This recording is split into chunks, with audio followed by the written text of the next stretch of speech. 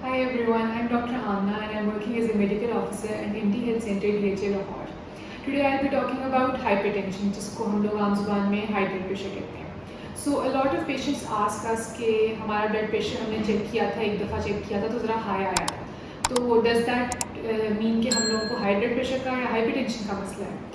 So I would say कि a single reading of an isolated reading high blood pressure की that does not warrant a diagnosis of hypertension.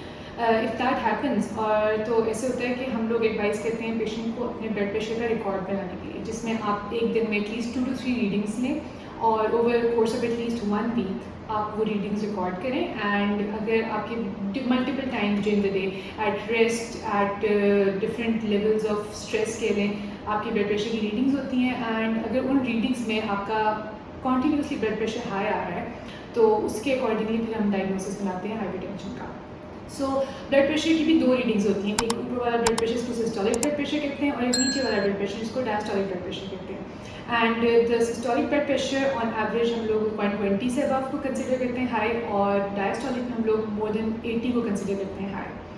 सो अगर आपकी readings high आ रही हैं and आपके doctor ने आपको एडवाइस किया है कि ब्लड प्रेशर का ही इशू है, तो एक बहुत कॉमनली आस्क्ड क्वेश्चन ये है कि हम बॉर्डर लाइन पे हैं बिल्कुल कि हमारा ब्लड प्रेशर 120-130 के दरमियान है और ऐसे ही रीडिंग्स इतनी ही रह रही हैं, बहुत हाई नहीं है, लेकिन ये यंग लोगों में अक्सर कंप्लेंट होती है.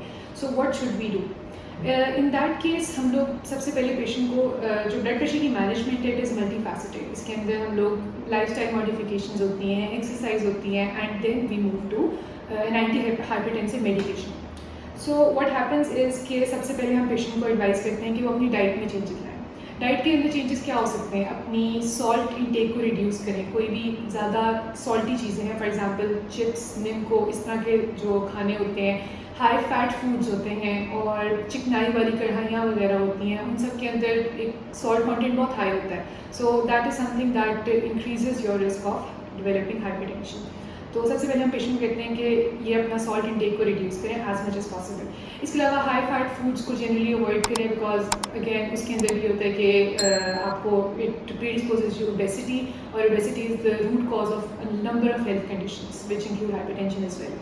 सो डाइट में तो ये सारा कुछ आ गया. हाई फाइबर फूड्स और वेजिटेबल्स, इन सब का अपने अंदर डाइट के अंदर सबको इंक्लूड करें. एंड इसके अलावा हमारे पास लाइफस्टाइल मॉडिफिकेशंस आ जाती हैं जिनके अंदर if you are a smoker तो you need to quit because smoking भी अगेन आपको हाइपरटेंशन के रिस्क को इंक्रीज़ करती है. इसके अलावा अगर आपका सेडेंट्री लाइफस्टाइल है तो you need to work on that और अपनी लाइफस्टाइल में एक्सरसाइज इंक्लूड करें. And weight loss is very very important again क्योंकि ओबेसिटी आपको पता है आपका वेट बढ़ रहा है तो वो आपको बहुत ज़्यादा हेल्थ कंडीशंस को हेल्थ रिस्क इम्पोज करता है.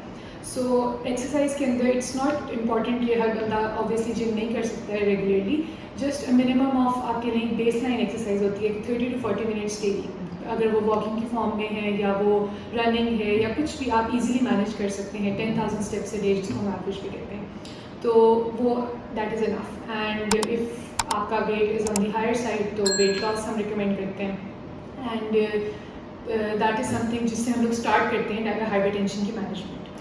So it is very important कि आप अपने प्राइमरी केयर फिजिशियन को विजिट करें फॉर हेल्थ चेकअप जिसके अंदर आपकी सारी ब्लड टेस्ट वगैरह होंगे और आपका फिजिकल एग्जामिनेशन, हिस्ट्री वगैरह सारा कुछ होगा to identify any possible risk factors और हेल्थ कंडीशंस.